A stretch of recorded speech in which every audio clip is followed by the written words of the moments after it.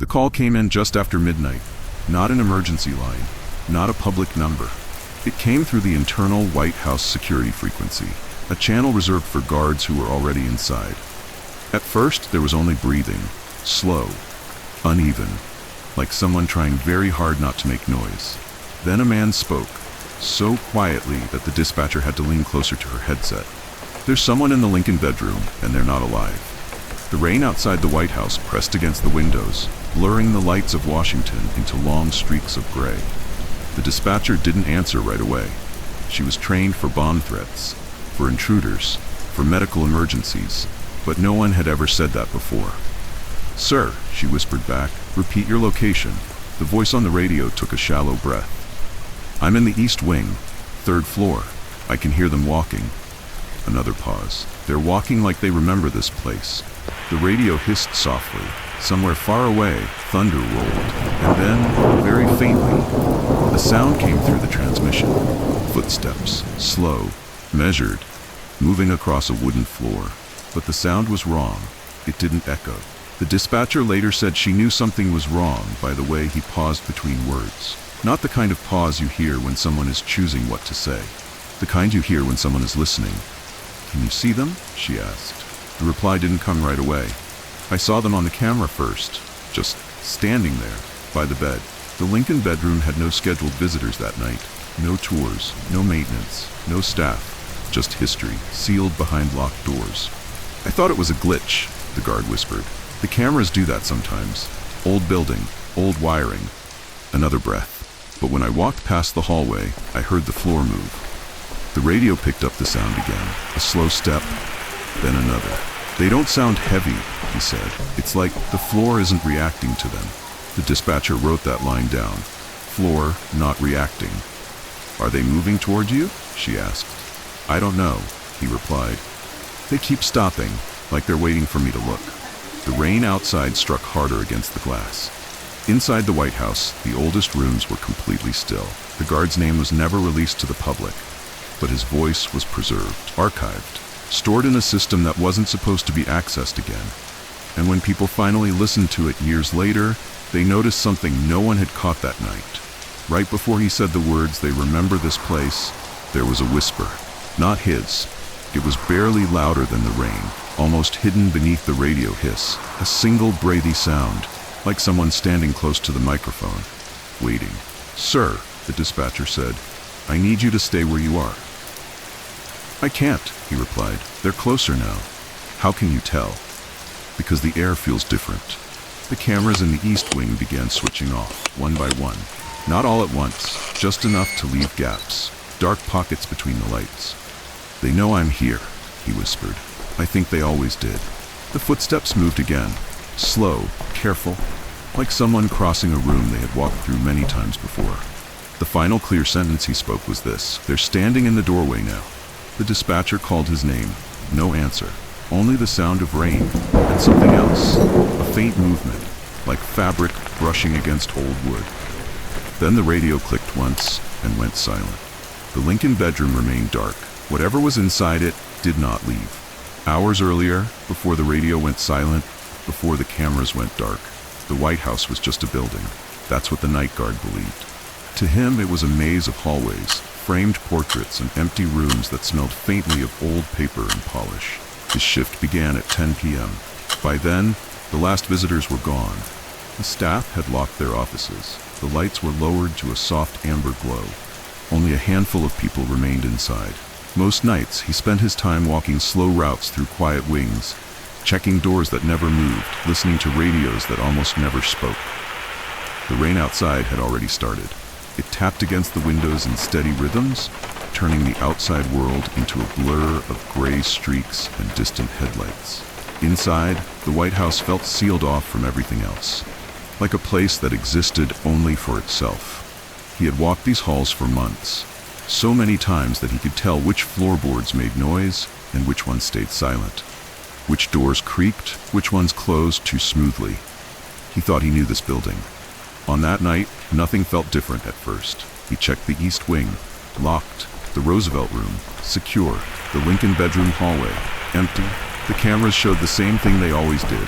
Long halls, still doors, unmoving shadows. There were no alarms, no alerts, just the soft glow of screens and the quiet hum of electricity moving through old walls.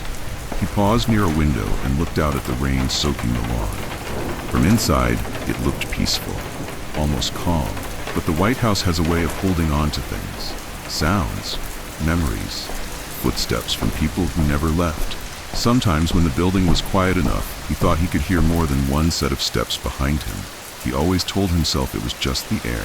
The first sign something was off didn't come from the halls. It came from a screen. One of the cameras near the Lincoln bedroom flickered for less than a second. Not black. Just the picture shifted, like a frame had been skipped.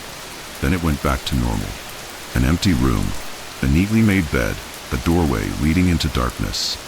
He leaned closer to the monitor. The rain continued tapping against the windows. For a moment, he thought he saw something near the bed. Not a shape, more like the air itself bending slightly. Then it was gone. The camera showed nothing again. He marked it down as a glitch, old building, old system, nothing to worry about. But he kept the screen pulled a little closer than the others. He didn't know it yet. But something had already noticed him. Not when he walked through the halls. Not when he checked the doors. But when he stopped, when he stood still long enough for the building to listen back. The Lincoln bedroom camera flickered again. This time it stayed strange for just a second longer. And for that second, the doorway didn't look empty anymore. It looked occupied, not by a body, by a presence. The kind you feel when someone is standing just out of view, waiting for you to turn your head. The first sound didn't come from a screen. It didn't come from a voice. It came from the floor. A single slow creak somewhere beyond the cameras. Not the kind of creak that old wood makes when it settles. This one had rhythm. A pause, then another. The guard froze in front of the monitors. The East Wing camera still showed nothing. The Lincoln bedroom remained empty. But in the halls between those rooms, something had just moved. He listened. The rain outside kept falling, steady and gentle, as if nothing inside the building had changed at all. But the White House had gone quiet in a different way, like it was listening too. One of the doors in the East Wing shifted, just a few inches, enough for the latch to release, not enough for anyone to step through. The camera showed the door opening and then slowly drifting back into place. The guard frowned. There was no draft strong enough to do that. He rewound the footage, played it again. The door moved, stopped, and then something passed behind it. Not a shadow. More like the light in the room changed, as if something tall had crossed between the lamp and the wall. But the camera didn't show a body, only the light adjusting around an empty space. The footsteps came back, slow, evenly spaced, not hurried, not hesitant. They didn't sound like shoes. They sounded like someone placing their feet carefully, as if they didn't want to disturb the floor. The guard left the control room. He stepped into the East Wing hallway. The air felt cooler there, not cold, just different. He walked toward the Lincoln bedroom. With every step he took, the sound behind him matched, but always just a little off, like someone following the pattern without touching the floor the same way. Back in the control room, one camera turned on by itself. The Lincoln bedroom. The bed was still neatly made. The curtains hung still. But in the far corner of the screen, something was standing. Not clearly. Just a shape where the darkness looked thicker. The guard stared at it. The shape didn't move, but the air around it did. As if the room was slowly shifting to make space. Something had changed. The White House wasn't just holding its history anymore. It was reacting. Lights dimmed slightly. Doors settled in their frames. The air moved through the halls like a breath being released. The guard realized he was no longer walking through a quiet building. He was walking through something that was awake. And whatever was inside the Lincoln bedroom, it had noticed him. The sound returned, not louder, not faster, just closer. The guard stood in the East Wing hallway, listening as the same soft step he had heard before touched the floor again. And again. The pattern was identical. Same pause. Same distance, same rhythm. It wasn't wandering, it was repeating. The White House had been here for more than 2 centuries, long enough to remember how people walked through it. And something inside it was moving the way someone else once had. The guard checked the time. Midnight had passed. The building felt wider now, as if the halls had stretched. In the security office, the guard pulled up archived camera footage, not from tonight, from years ago. He typed in the location. Lincoln bedroom hallway. The screen filled with old black and white video. Different cameras, different uniforms, same hallway, and then the same movement. A shape where nothing should be. A shadow bending around empty space, every few weeks, every few months, always in the same places, always stopping in the same doorway. The White House wasn't being visited, it was being retraced. The logs showed something worse. Guards who requested transfers, guards who quit suddenly. Guards who never finished their shift, always after working nights near the same rooms. The Lincoln bedroom, the East Wing stairwell, a narrow hallway no longer used by tours. The White House had been repeating something, and the guard was standing exactly where the others had stood when they first noticed. The footsteps sounded again. Closer this time, not behind him, in front of him. The cameras began activating on their own, one hallway, then another, always following the same path, from the East Wing to the Lincoln bedroom and back again. The shape appeared on every screen, never clear, never solid, but always in the same posture, as if it was walking a route it had known very well. The guard realized something that made his stomach tighten. This wasn't happening randomly, it was happening on schedule. The White House was not haunted in the way people imagine. No chains, no screams, only something moving through memory. Something repeating what it had done before. The guard stood alone in the hallway as the footsteps approached, and for the first time, he realized whatever was walking through the Lincoln bedroom was not looking for the living. It was looking for the one who was supposed to be there. And tonight, that was him. The door wasn't on any map. The guard found it at the end of a service corridor beneath the East Wing, a narrow hallway used only by maintenance crews who rarely came down this far. There was no sign on the door, no handle on the outside, only a keypad that glowed faintly when he passed. It unlocked itself. Inside was a small room filled with shelves, boxes, folders, old tapes. The White House kept many things. Most people never knew how many of them were still watching. He stepped inside, and the door closed behind him with a sound that didn't echo. The rain was gone. So was the wind. The building felt sealed. One tape was labeled only with a date. Not a year, just a day and a month. April 19th. He slid it into a player. The sound that came out was old, grainy, but the voice was clear. I'm standing in the Lincoln bedroom. I can hear someone moving, but no one is here.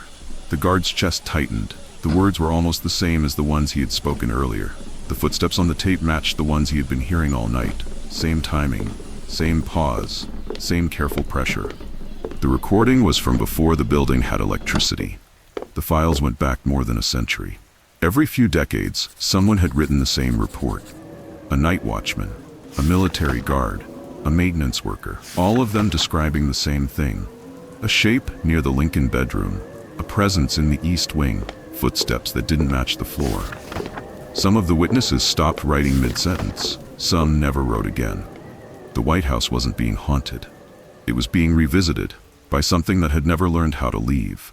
Photographs were clipped to the reports. Different eras, different cameras, same shape. A tall white blur in the same doorway, always facing the bed, always standing the same way, as if waiting for someone who never arrived.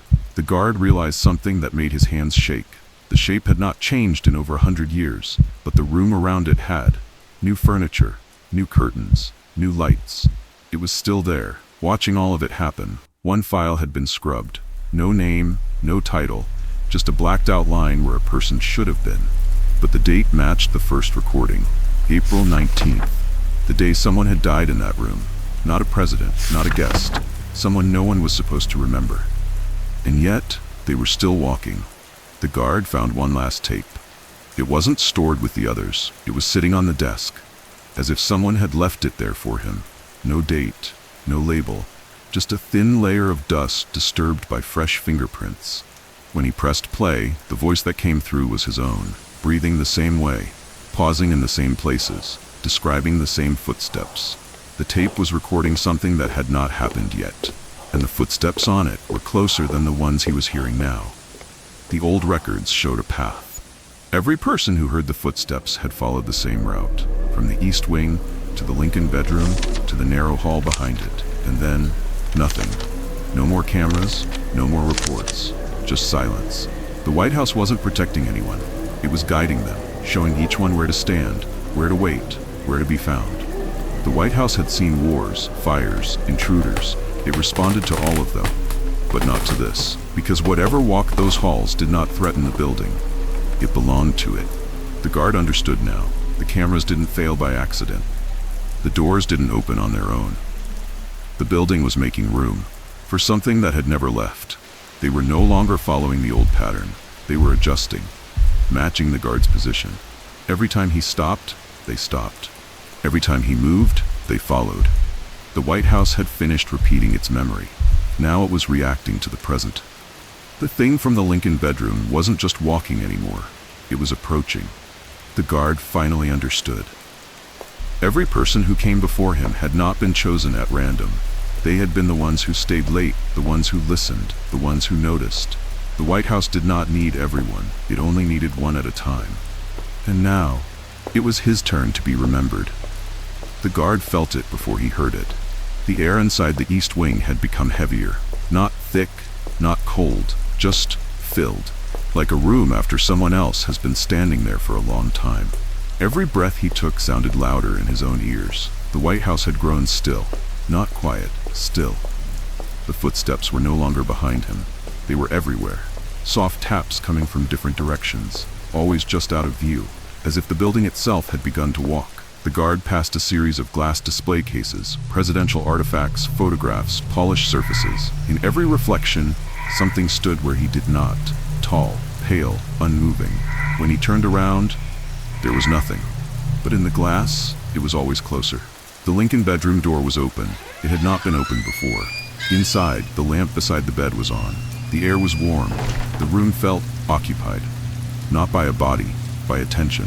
Every object seemed turned toward the doorway. The bed, the chair, the curtains, all of it felt like it was waiting.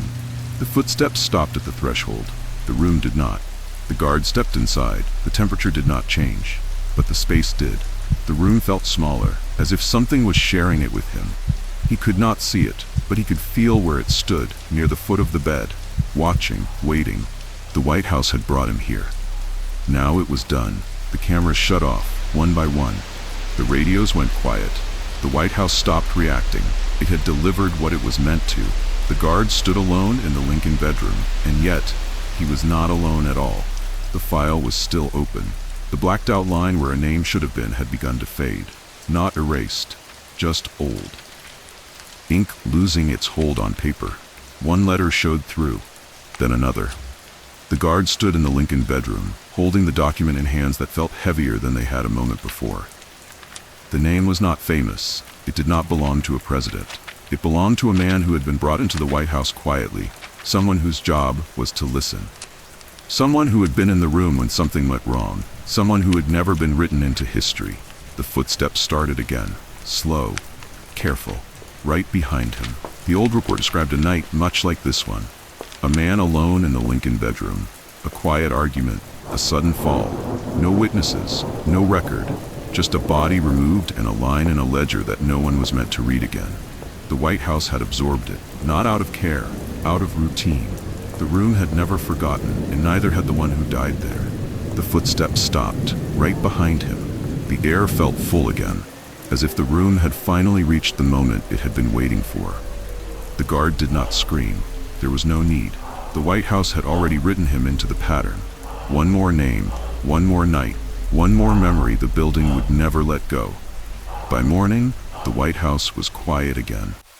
A new shift arrived. The Lincoln bedroom door was closed. The cameras worked. The hallways were empty. No one found the guard, just a radio on the floor. Still hissing, still listening. The White House has never been empty. It just waits, and it always remembers who walked through it last.